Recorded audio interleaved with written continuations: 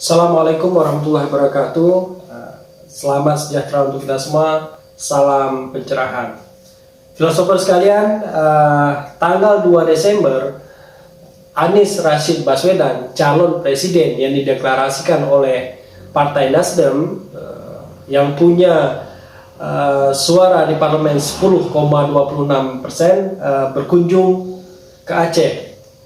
Nah, Aceh adalah anomali bagi politik Indonesia. Apa narasi keramatnya dari anomali politik ini? Siapapun yang menang pilpres di Aceh pasti kalah di nasional, dan itu sudah dibuktikan di dua pilpres di Indonesia, yaitu di pilpres 2014 dan pilpres 2019, di mana 2014 kemarin Jokowi kalah di Aceh dan Prabowo menang di Aceh dengan selisih suara 8%. Sedangkan di pemilu 2019 Prabowo menang telak di Aceh dengan 2 juta sekian suara, sedangkan Jokowi cuma 400-an ribu suara dengan selisih yang sangat jauh sekali. Namun apa yang terjadi? Prabowo kalah di nasional dan Jokowi menang di nasional. Nah, atas dasar ini ada satu pertanyaan penting terkait dengan kedatangan Anies Baswedan ke Aceh. Apakah Anies datang ke Aceh untuk menjemput kekalahan? Logikanya adalah, katakanlah dengan tampilan dari Anies Baswedan yang religius, smart, pintar, punya visi kebangsaan yang besar, ya, dan tampilan dia itu lekat dan dekat sekali dengan psikologi orang Aceh. Katakanlah Anies menang telak di Aceh, tetapi Anies akan kalah di nasional. Pilihannya kan cuma dua itu.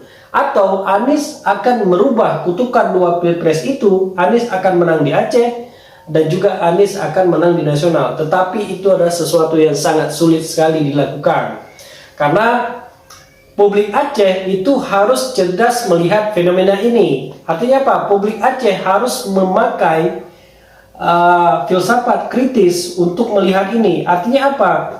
Oke, kita melihat sosok Anies itu selesai, tidak ada perdebatan.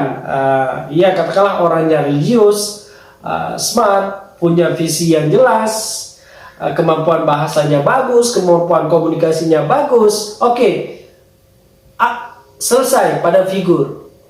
Tetapi apa di belakang figur Anies itu?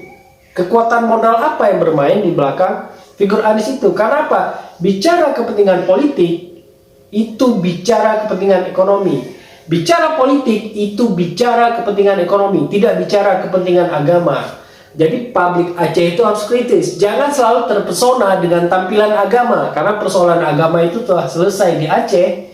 Sedangkan persoalan kesejahteraan itulah persoalan yang belum selesai di Aceh hari ini. Jadi sekali lagi, sebenarnya Aceh itu, publik Aceh itu sudah harus beranjak dari politik-politik, balutan politik terpesona dengan balutan politik identitas, kepada politik kesejahteraan.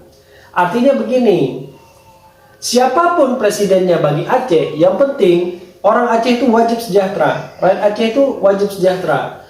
Pasca damai itu sudah 2 kali pilpres, tetapi kondisi Aceh masih tetap seperti ini. Artinya apa? Ada keterkaitan ketika pemerintah pusat dalam menerapkan segala kebijakannya di Aceh. Demikian juga posisi pemerintahan Aceh dengan konteks partai lokalnya misalkan. Ya, tidak bisa juga bahwa pemerintah pusat itu sudah memberikan segalanya ke Aceh, tetapi Aceh tidak mampu mengelolanya, tidak pandai mengelolanya. Itu tidak. Itu negara, pusat itu melepaskan tanggung jawab. Nah, bicara Aceh tidak bicara deal suara, filosofer sekalian. Kalau bicara suara, berapalah suara Aceh? 3 juta sekian, 3.500.000-an sekian per Juni untuk DPT-nya. Total suara keseluruhan Aceh ini ini masih kalah dengan suara di 3 kabupaten kota di Provinsi Jawa Timur, Surabaya ya, katakanlah kota Surabaya, kota Malang, dan kota Jember. Digabung ketiga ini masih lebih suara ketiga kabupaten ini dibanding suara seluruh Aceh. Nah, apa deal politik yang paling penting bagi orang Aceh? Deal politik bagi orang Aceh itulah bukan suara, tetapi stabilitas politik dan keamanan, dan juga relasi warga negara.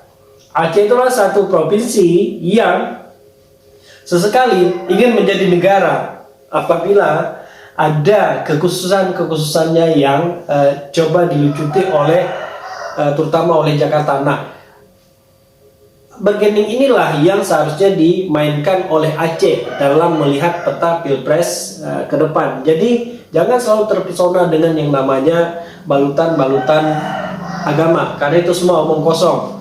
Kepentingan ekonomi bekerja di balik itu semua. Ya, ini adalah sebuah konteks untuk melakukan perubahan di 2024 nanti. Ya, demikian, kita berjumpa kembali di kesempatan berikutnya. Salam pencerahan.